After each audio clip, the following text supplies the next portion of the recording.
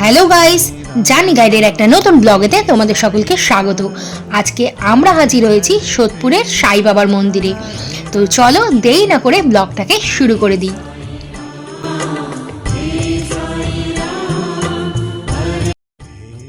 শান্ত পরিবেশে আধ্যাত্মিক মনোভাব নিয়ে তোমরা যদি কোনো একদিন মন্দির ভ্রমণে বেরোতে চাও, তবে কিন্তু এটি হচ্ছে একটি আদর্শ জায়গা।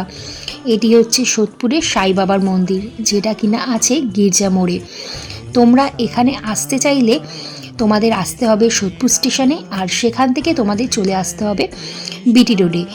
আর সেখান থেকে তোমরা অটো পেয়ে যাবে এই গির্জা মোড়ে আসার জন্য। তো গির্জা মোড়ে নামার পর বাঁ হাতেই তোমরা পেয়ে যাবে এই মন্দিরটি। এই মন্দিরের ভেতরটা চলো তোমাদেরকে ঘুরিয়ে দেখাই। কৃষ্ণ রাধে রাধে শ্যাম।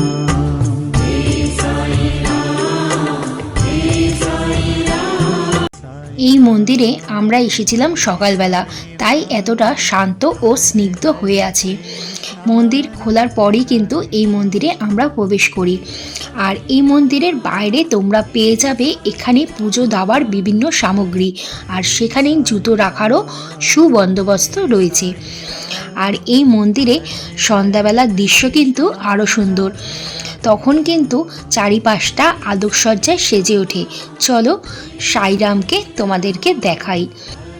হে সাই রাম, হে সাই রাম, হরে হরে কৃষ্ণ রাধে রাধে শ্যাম।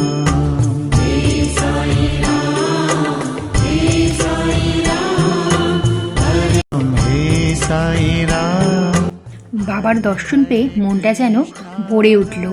অপূর্ব বাবার মূর্তিটি। আর এখন কিন্তু পুজোর জন্য ব্যবস্থা করা হচ্ছে। তো তোমরা দেখতেই পেলে এই জায়গাটা কতটা সুন্দর। তো তোমরা যদি চাও একদিন অবশ্যই এখানে এসে ঘুরে যেও, তোমাদের কিন্তু খুবই ভালো লাগবে।